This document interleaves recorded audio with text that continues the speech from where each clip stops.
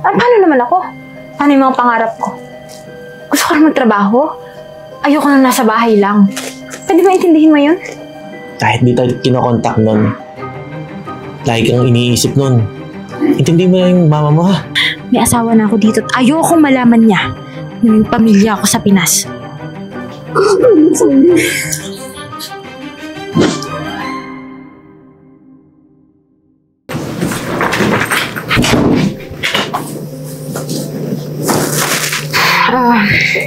Anong ibig sabihin nito? Ngayon yung flight ko papuntang Japan.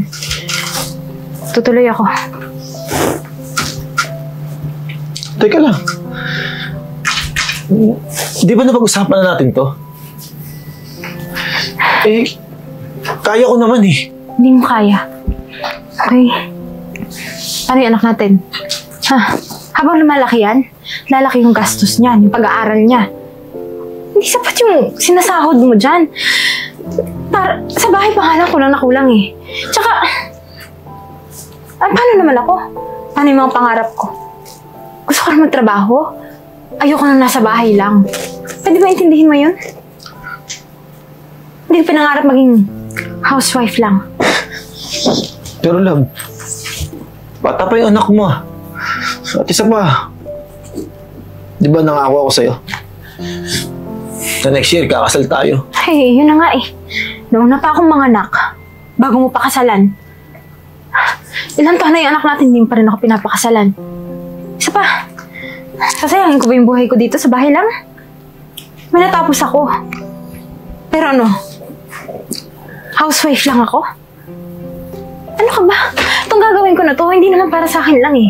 Para sa anak natin. Para sa atin, sa pamilya natin. 2 taon lang naman eh. Pag nakaipon ako, pwede na tayo magnegosyo dito. Alam mo kung gaano kalaki yung pwede kong kitain abroad. Intindihin mo na lang ako.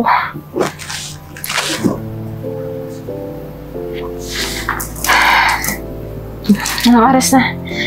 Baka maiwan ako ng flight ko. Mag-iingat ulit na.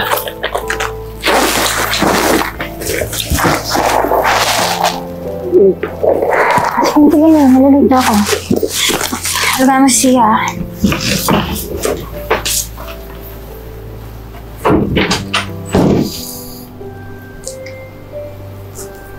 Siya, ikaw late ka na naman gumising. Malilito naman tayo sa school mo.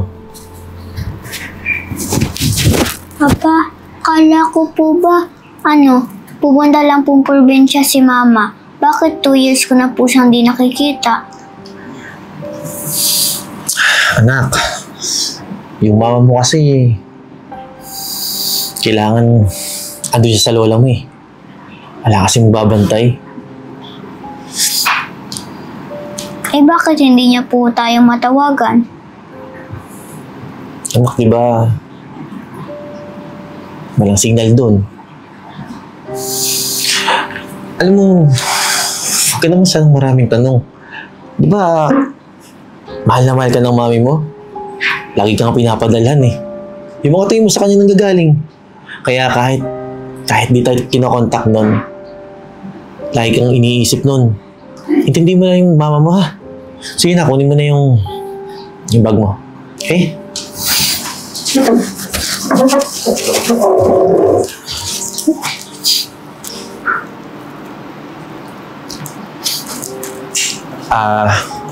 Love. 2 taon na. Hindi ka man lang nagme-message. Nga pala, birthday ni Sia. Sana mabati mo. Sia! Tara na! Bilisan mo!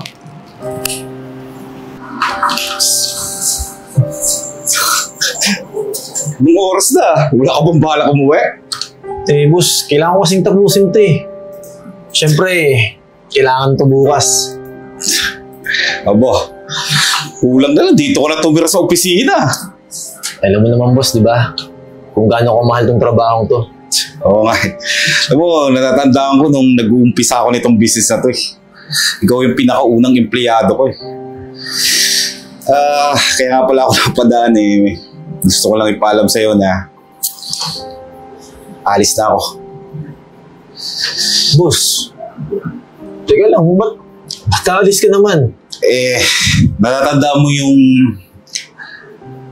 kinukwento ko sa'yo na magkakaroon tayo ng branch sa US?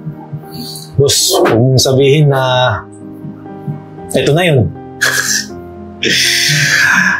Totoo. Nakuha na natin yung deal. Boss, congrats. At bilang ikaw yung pinagkakatiwalaan ko dito sa opisina, ikaw na yung papalit sa akin bilang presidente ng company na to. Boss, teka lang. Boss, alam ko, mabiro ka, pero hindi ako niniwala, boss. Alam mo, Charles, hindi ko naman mapapalago itong business na to kundi rin sa tulong mo. Kaya alam ko at palatag ang kalooban ko na kapag nandun ako sa US mapapatakbo mo ng maayos tong company ko. Boss, sigurado ka? Sigurado ako, Charles. Boss, maraming salamat ah.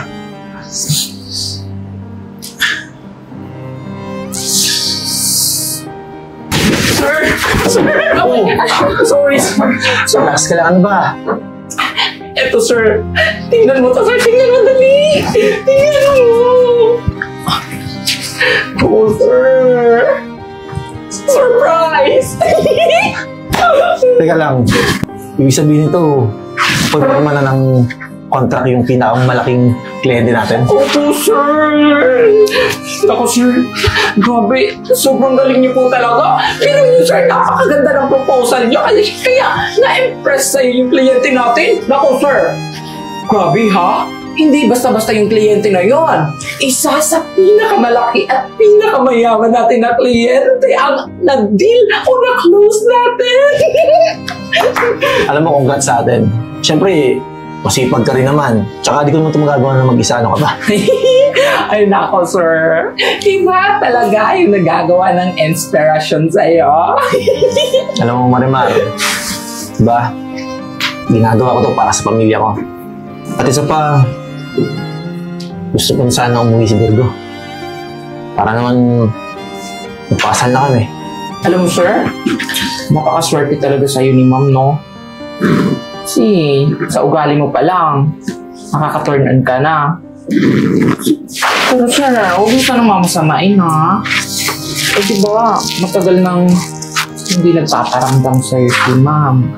Kahit nga sa anak mo, diba, hindi rin nagpaparamdam.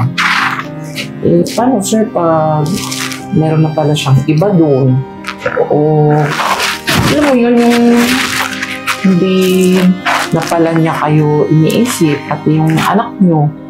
Pero sir, bakit ba kasi nagpo-focus ka pa din sa nanay ng anak mo?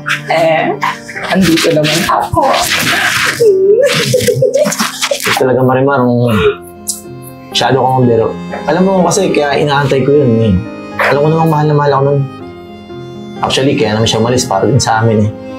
Alam mo, kahit di siya nagpaparamdam sa akin o sa anak niya, umaasa pa rin ako na darating siya. Pero gusto ko kasi rin.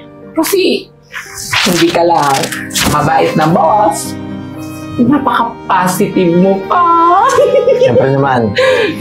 Pero dahil dito, Marimar, subuti pa siguro, i-celebrate mo yung mga katrabaho mo. Ay naku sir, hindi lang pwede na kami lang yung mag-celebrate, no? Success mo to, sir, kaya kasama ka. Marimar, alam mo naman, di ba? Yung anak ko, siyempre, laging priority ko yun. Pero pag maaga kami natapos, susunod ako, ha? Sige, sir. Sige, sabihan ko na sila, ha? Hindi talaga ako sa'yo. Lagi na lang talaga inuuna yung anak niya. Ay, sana all na lang talaga kay sir. Gusto mo ba, nakakita? Ito naman si sir.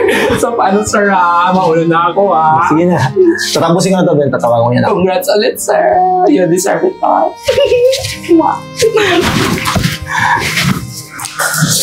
Ako nga.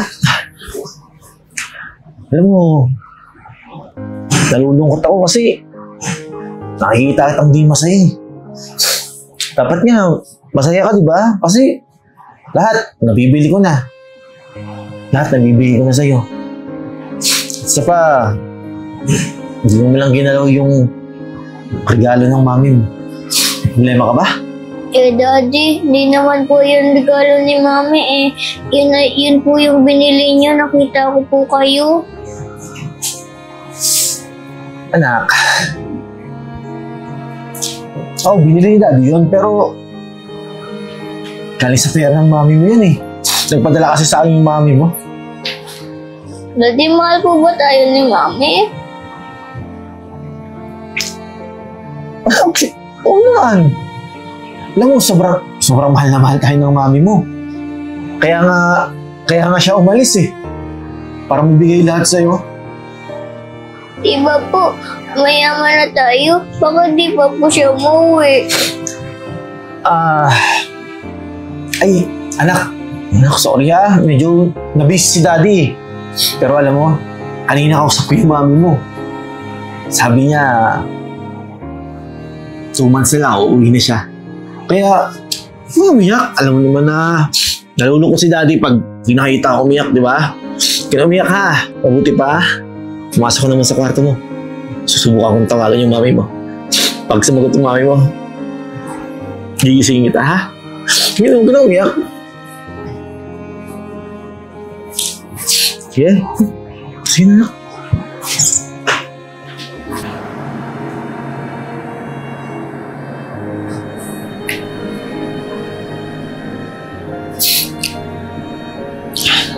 Hello. Hello. Buti naman, sinagot mo na yung tawag ko. Actually, ang dami kong message sa'yo. Hindi mo nga alam kung ano nang meron sa amin ngayon eh. Gusto ko lang malaman mo na sobrang okay kami dito. Tsaka lahat kaya ko nagbigay sa anak ko. Ikaw lang inaantay ko eh. Sinabi ko rin dyan na pwede ka lang umuwi kasi kaya ko na ibigay lahat sa'yo. Asa ka na ba? Hindi na ako uwi.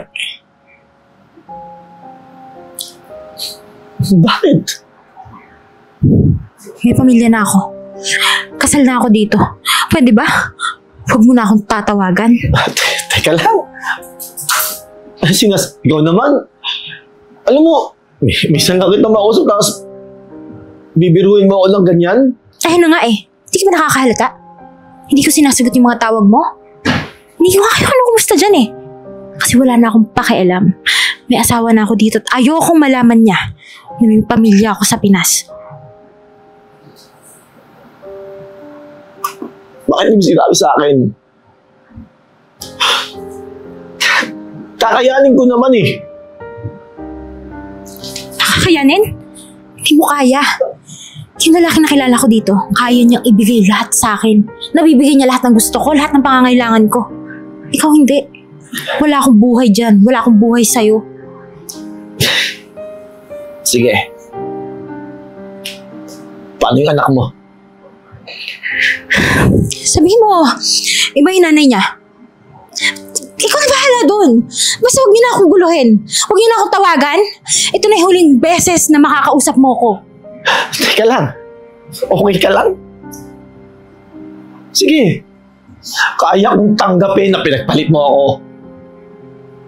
Pero anak mo yung pinag-uusapan natin dito. Itatanggi mo talaga? Wala akong pakialam. Bahala na kayo. Pwede ba huwag mo na akong tatawagan? Bye!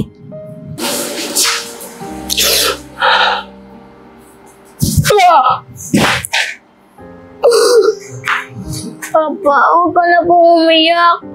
Alam ko na po yung totoo. Lagi po kita nakikita hawak may picture ni Mama.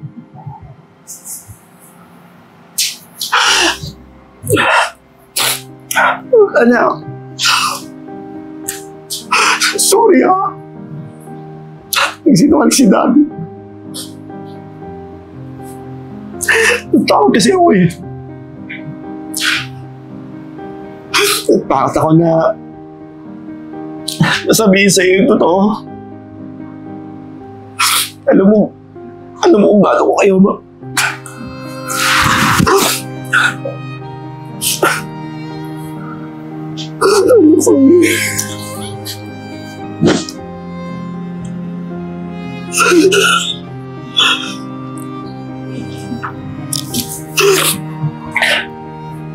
Tatandaan mo, anak.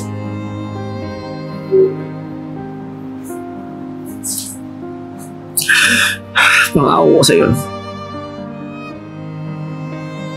Hindi kita kakabayaan. Sorry.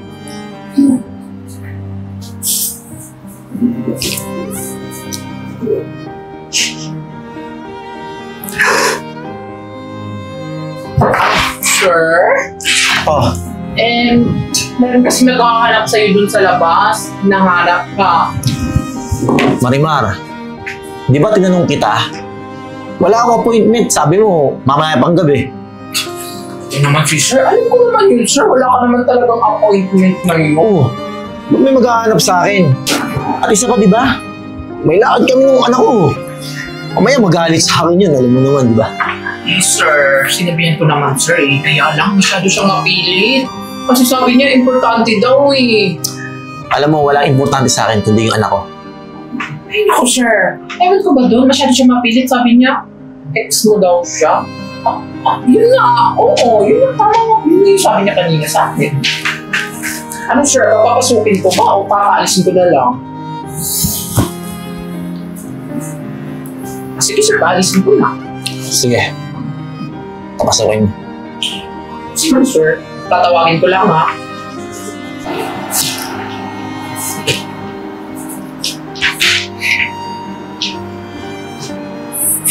Gusto mo makita anak?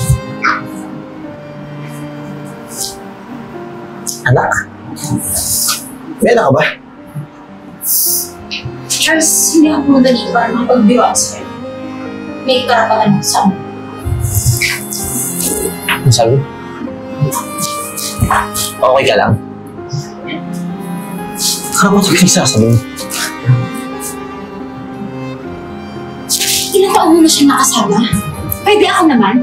Gusto siyang makilala ng asawa ko. Gusto kong bigyan siya ng magandang buhay. Ang tingin mo sa anak mo? Laruan? Tapos babawiin mo? Eh, ano ba gusto mo? Ha? Kunin ko siya sa'yo? Ha? Pasalamat ka nga eh. Binigay ko siya sa'yo. Gusto ko lang siyang makasama kahit saglit lang. Baka magkakait mo. Nanay ako. Pero hindi ka nagpakain ha? Di ba? Mas pinili mo yung sarili mo. Pinaganda ko lang yung buhay ko para mapaganda yung buhay niya. Sa tingin mo, hindi maganda ang buhay ng anak mo? Pwede ba? Matagal ka nang walang karapatan sa anak mo. Daddy, ano ba? Anong oras na? Kanina pa ako naghihintay sa baba. Anak, sorry pero konting oras lang. Sabi, anak ko. Anak. Anak, sorry wala akong nanay. Daddy, bilisan mo na dyan Remember, family day nating dalawa. Don't worry anak, mabilis lang to. Wala namang kwenta to eh.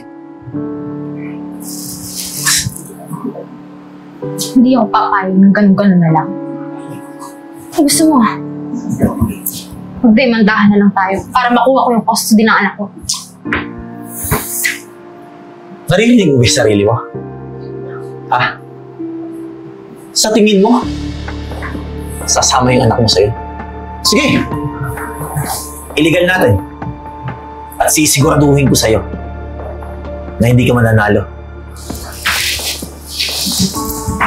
Akala mo ba? Ikaw yung naging successful? Kahit mag-ubusan tayo ng pera, wala kang laban. Kung wala ka nang sasabihin, pwede ba? Umalis ka na. Hindi pa tayo tapos. Good luck sa'yo.